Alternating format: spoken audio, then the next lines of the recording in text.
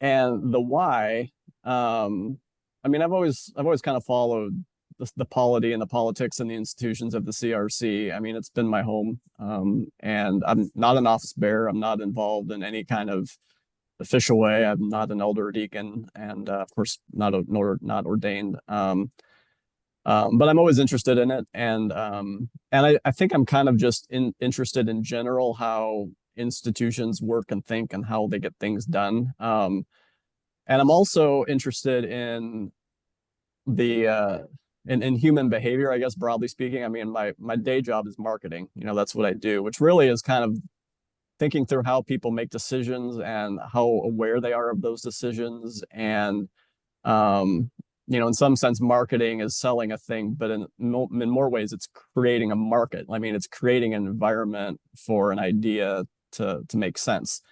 So that's just kind of a broad area of interest for me.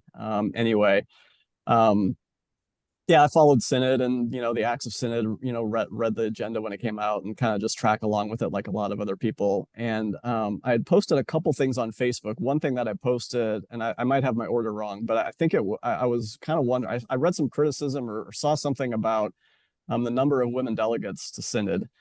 Um, and I don't even remember the context of it, but I kind of wonder, like, I wonder, like, how many delegates are there? And, you know, is it going up or down?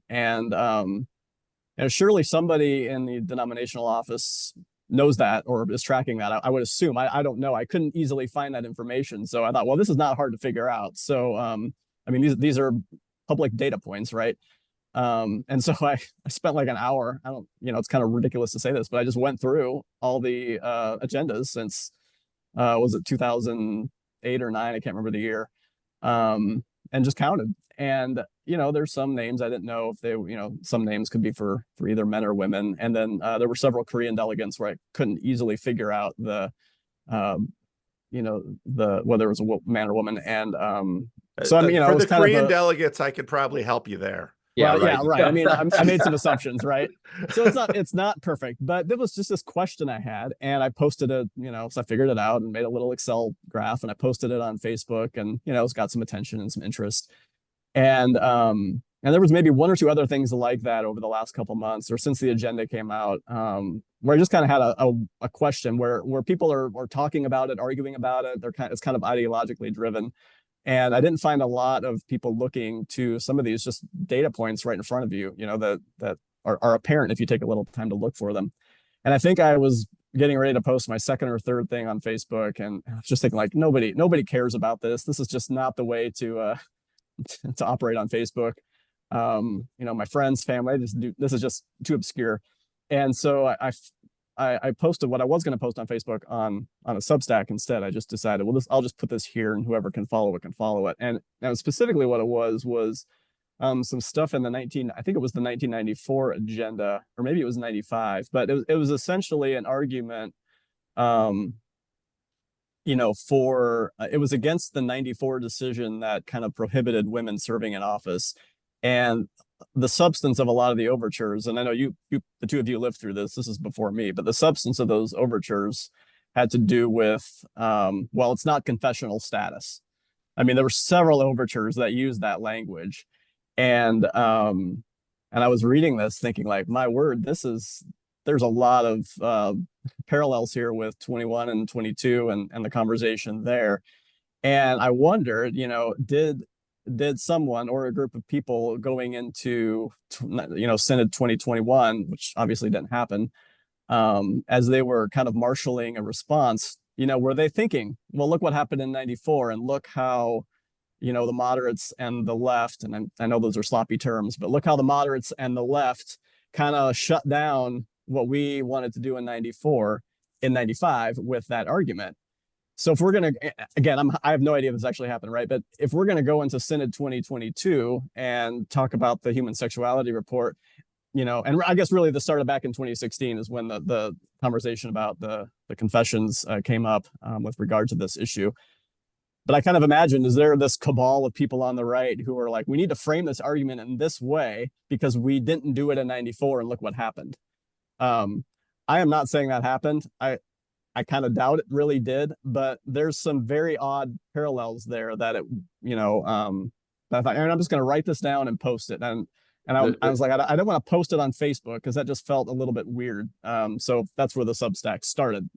There's more to it, but that's kind of how it started. So, but again, that wasn't my history that I lived through. I know the two of you were very active in those conversations back in the 90s and 80s and 70s too.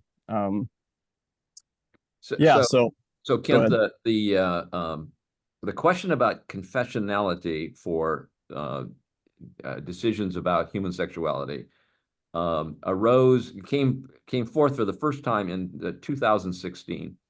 In the aftermath of that, there was a committee, a study committee that presented a report that presented essentially a kind of moderating position. They did not change the moral status about that had been established in the CRC for more than 20 years, 30 years, but they tried to find ways to allow, say, a pastor who has a gay daughter to attend the wedding. That's essentially what that thing was about. And there was a very organized response to that. The first time I saw that, actually, in watching in 2016 at Synod, you mean? Yeah. Yeah. And one of the questions that they asked and that they put in the mandate to the then Human Sexuality Committee that reported in 2022 is, do these things have confessional status? So that's where it arose for the first time. But I think Kent is right in that we should probably wind the clock back to the women in office fights, because I was in seminary in the 80s at the time. I remember actually one of my now just recently retired colleagues in the seminary mail room stuffing our mailboxes with Christian renewal. And then we had a big fight over access to mailboxes at the seminary. And so, there have been fights all along. My recollection, now I was younger, so Clay was more active and he might remember better than I do. But in the women in church office fight, James DeYoung, who was the president of Calvin Seminary when I was at Calvin Seminary, see, part of how this story evolves is also the evolution of institutions. And so, Kent, I think you're right on in terms of thinking institutionally and tracking institutionally. I remember James DeYoung sort of announced, Calvin Seminary president, at that point in CRC culture, Calvin Seminary president had a degree of authority. Now, James DeYoung, and Clay, you can probably fill this in, James DeYoung is part of a conservative family in the Christian Reformed Church that, so James was sort of a moderate conservative. And even the seminary faculty, when I got there in 1986, there was an old guard who was sort of going out. John Steck, Andy Banstra, Carl Krominga. These guys had been put in a fight a generation before where there had been sort of a seminary purge, okay? And then David Howarda, this group of seminary professors was sort of considered kind of on the moderate to progressive side. There was a lot of questions about John Steck in terms of his thoughts. Clay will know this about Genesis and science issues. David Howarda temperamentally was sort of a moderate, kind of kept his mouth shut, didn't speak very loudly. So kind of what was happening around women in office, Neil Plantinga, who had, Alvin's younger brother, had a fair amount of status, was sort of pushing that. Laura Smith was a couple of years ahead of me in seminary.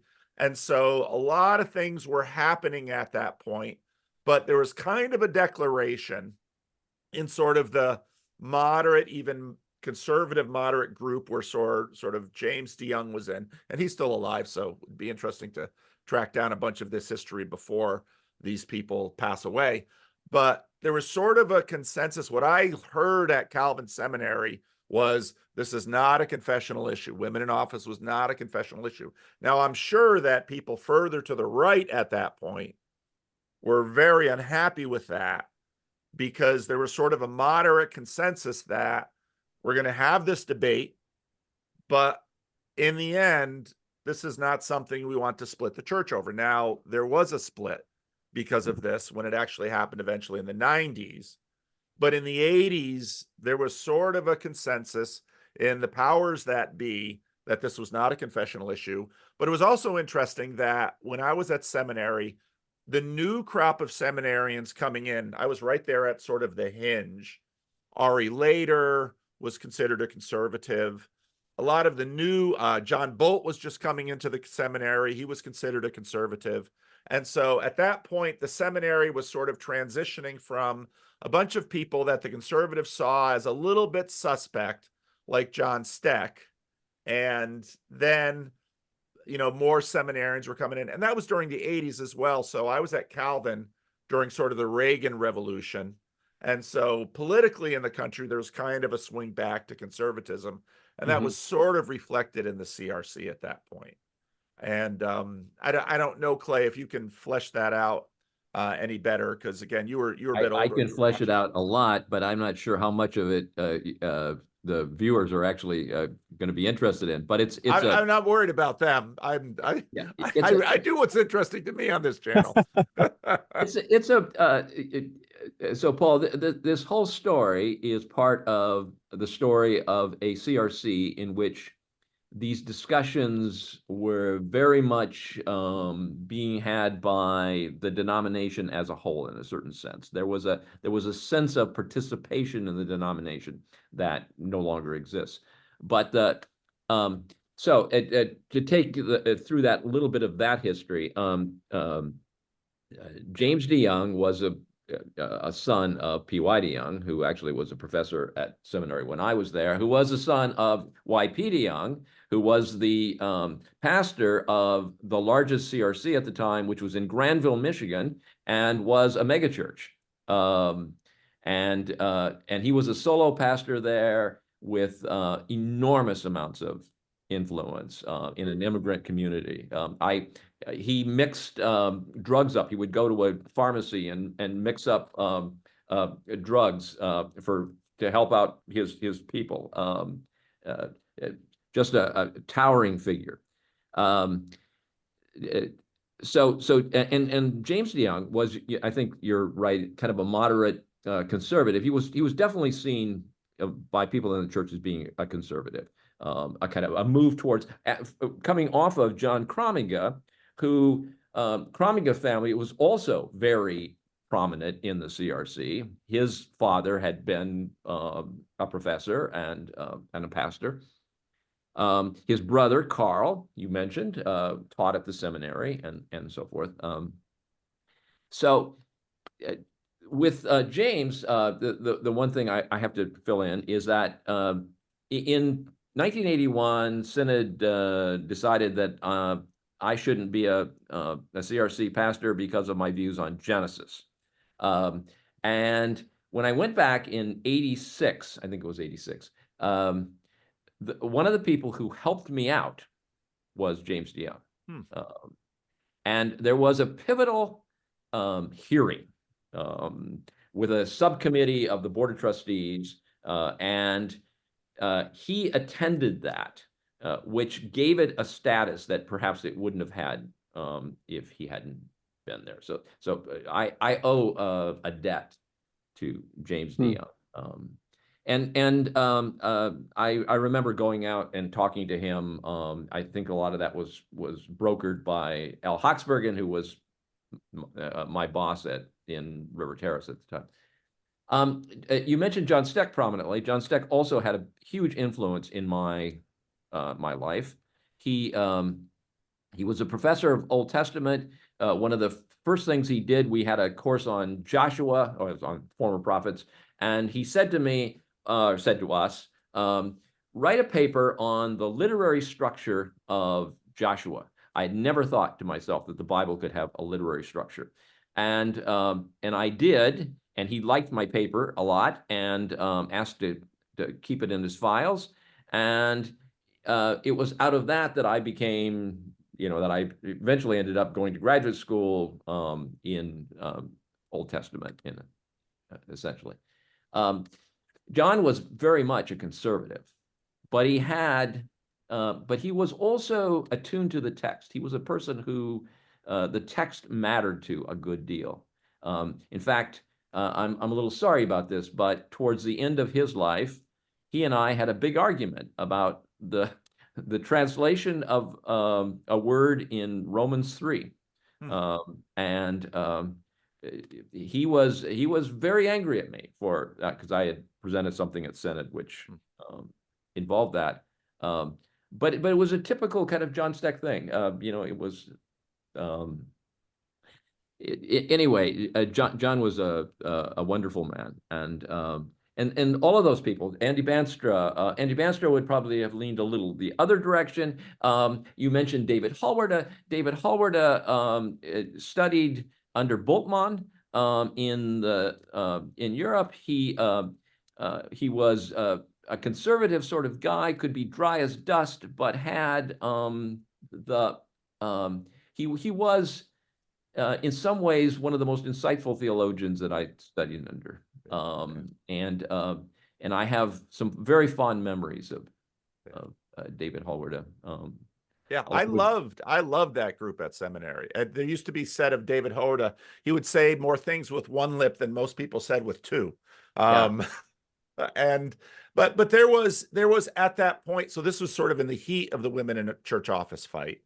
And but there was, I think, a difference in the denomination at that point, where there still was in the 80s a sense of the CRC was sort of still a Cosa Nostra. This was our thing. And of course, because of what was happening, let's say in places like Northside, where I grew up, with the racial reconciliation movement, push for diversity, trying to open things up. But what I really appreciate about you, Kent, is you are bringing to the discussion something that I think has long been too much ignored, where another guy that I should probably have back on the channel, who's been on the channel before very early on, is David Snapper, because I've always been surprised, as you were, Kent, that it seemed to me the denomination as an institution was paying very little attention to the kinds of demographics and details that you are tracking in your Substack.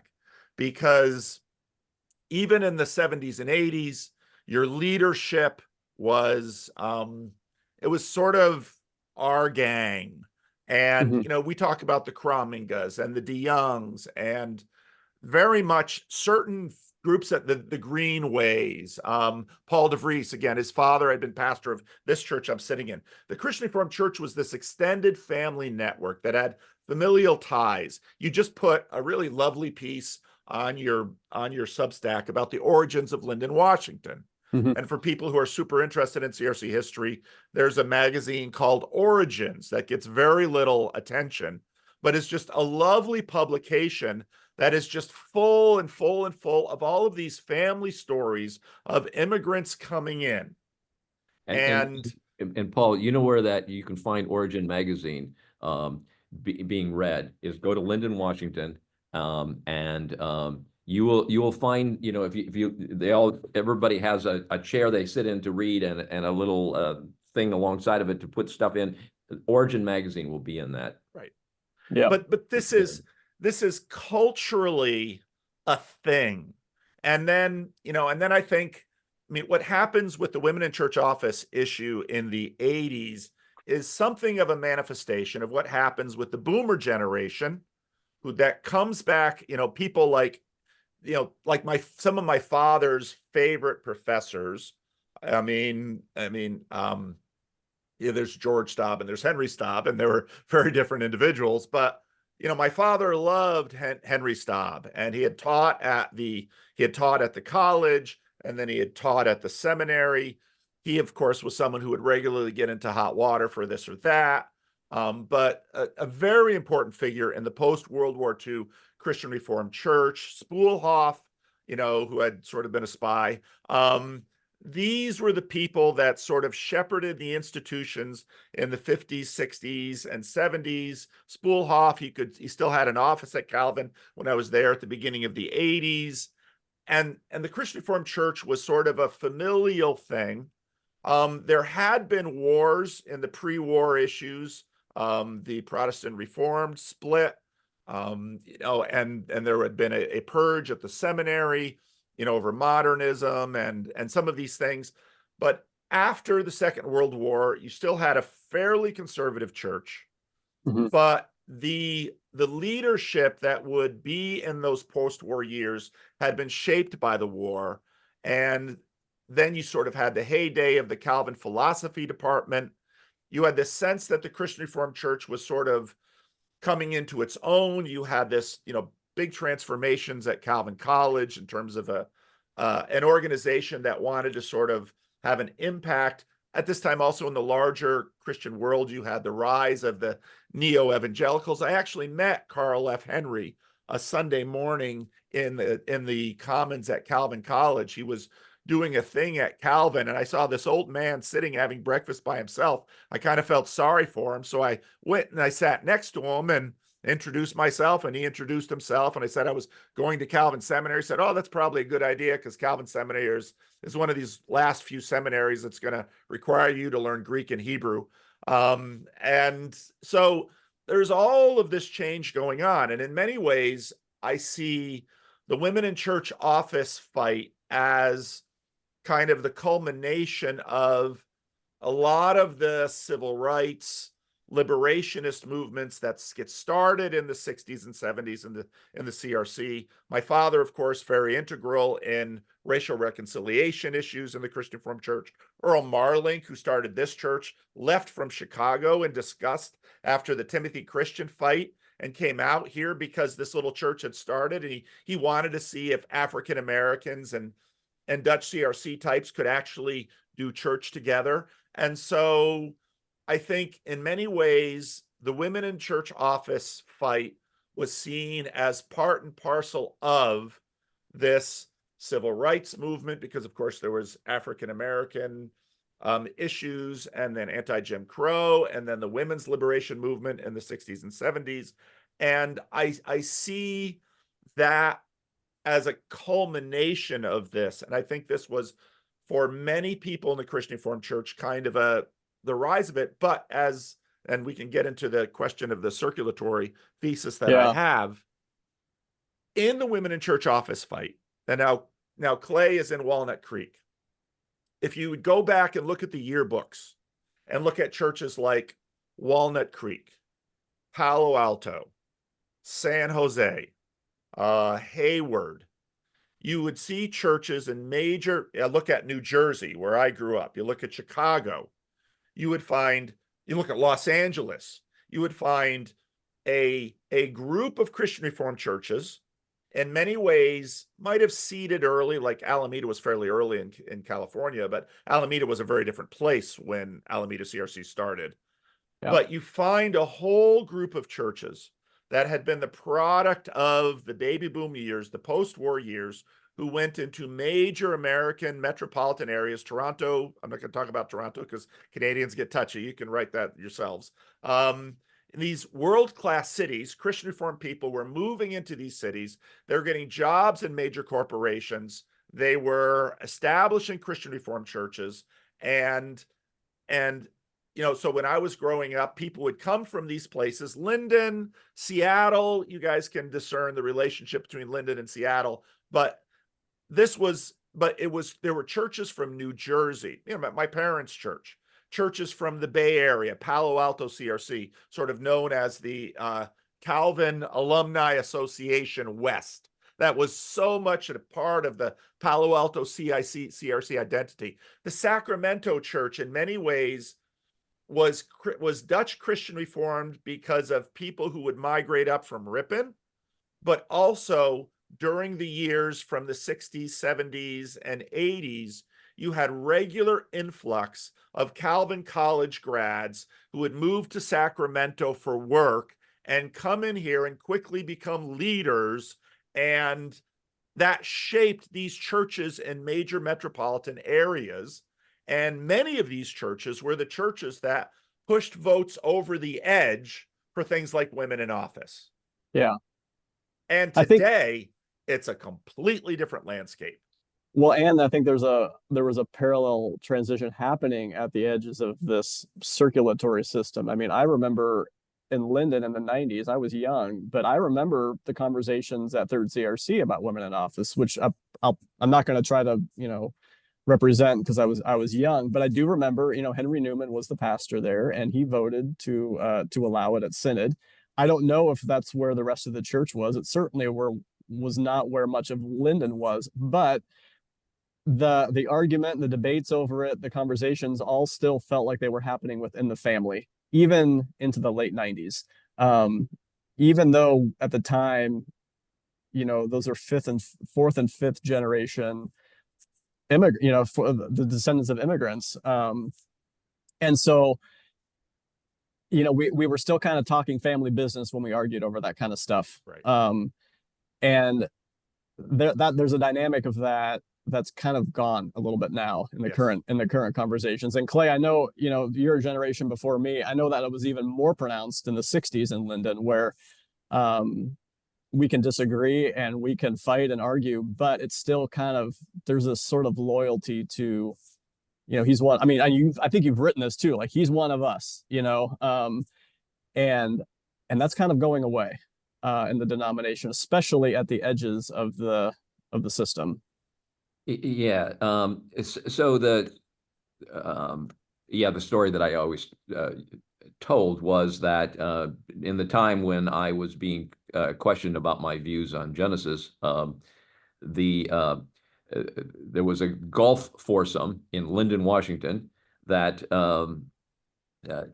included somebody who had learned about me and was a big critic, and used me to criticize not just me but the seminary and so forth, and was kind of going on and on about this. And finally, some of the other guys who had happened to be from Linden in this golf foursome took this guy aside and said, no, you don't do that. We know Clay. He grew up here. We like him. We don't agree with him, but we like him. And so, they stood behind me, which was just for me, a really kind of wonderful thing. That's the church that I mourn. Yeah, Paul, the story that you're telling is essentially right. Goes a little earlier in terms of the civil rights movement, and you mentioned a couple of points in that story, and the Vietnam War, of course. Yeah. And I was involved in all of those things because I'm old enough to have been involved in those.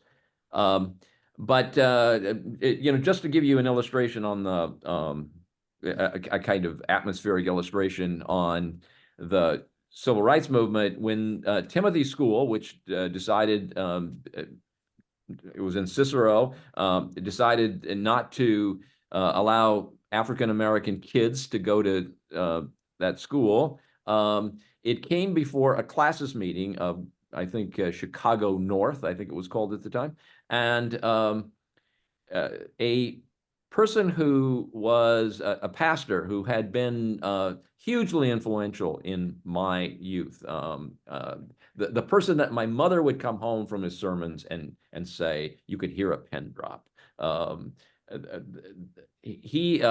so I had great admiration for this guy, stood up and defended the Cicero school board.